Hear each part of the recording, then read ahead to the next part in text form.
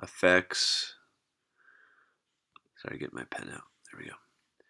Nearsightedness affects 8% of children in a certain country. The eyesight of 256 randomly selected children are... So look, in symbols, n equals 256.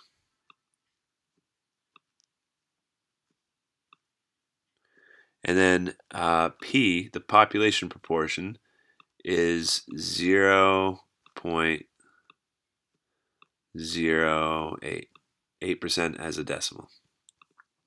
What is the mean of the sampling distribution of proportions? So for this, it's just like the last video I just made for sampling distribution of the means.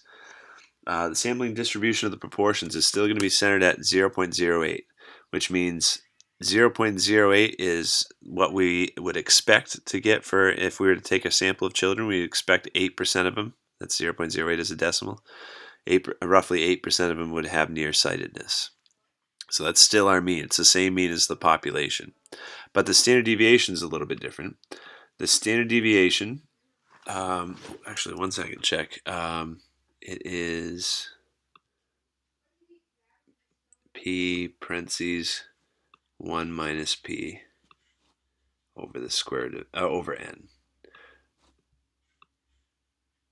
So this is all being square rooted. So let me drop that down a little bit more.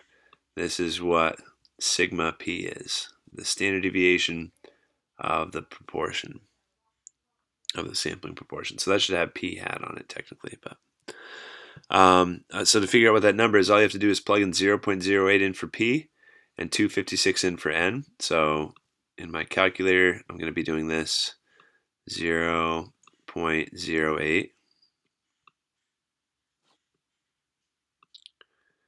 and then it's 1 minus 0.08.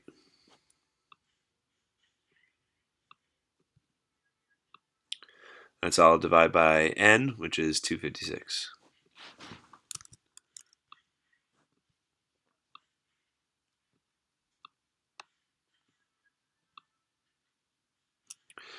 Okay, so if we simplify that, then we got our final answer. So it's 0.08 times 1 minus 0.08. So that's what 1 minus 0.08 is. So times that by 0.08 and then divide by 256. And then we can take the square root. So 0.017 if I round. 0.017 because they're asking for 3 decimal places. And then question 3 is, what is the probability that n equals 256 randomly selected children have a proportion of nearsightedness at least 9%? So if you checked out the other video I made for this week, it's the same idea. You can use a z-score when you're talking about proportions, assuming there's some conditions, but those conditions are usually met. You can use a z-score because it makes an approximately normally distributed. It makes an approximately normal distribution. And the way it works is you take a hypothesized p-value and you subtract it by the actual, not p-value, I said the wrong word. You take the hypothesized proportion subtracted by the population proportion if it's known, and then divide by the p, 1 minus p that we just saw down here, right? So this is the full formula for the z-score.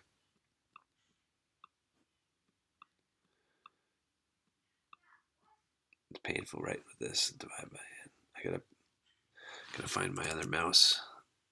It's not attached to my other computer. This is the z-score formula. The hypothesized proportion p hat is 0.09, so that's what I'm plugging in up here. This is 0.08 because they said for this country, 8% of the children have disease. So, not disease, the nearsightedness. So 0.08 goes here. And if you know the population portion, that goes down here. So we've already done this part. That's already been simplified, right?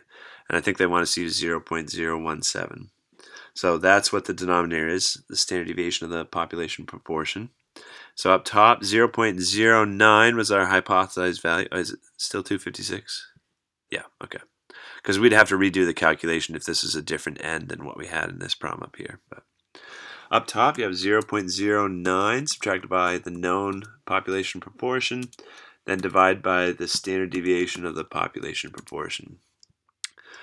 So that is a z-score. Careful, that looks like a probability, but it's a z-score. The z-score needs to have a table to convert it to a probability.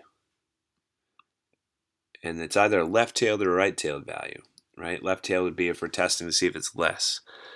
Population of at least 9%, that means a right-tailed value. We want to know 9% or 10% or 11%. We want to know whether it's greater than z of 0.058.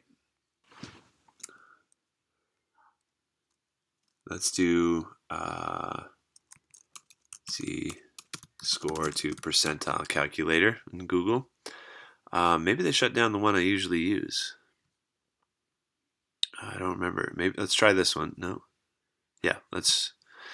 Pretty much any of them should do the job. This is like the same one. Okay, it doesn't matter. This worked last time. 0.588.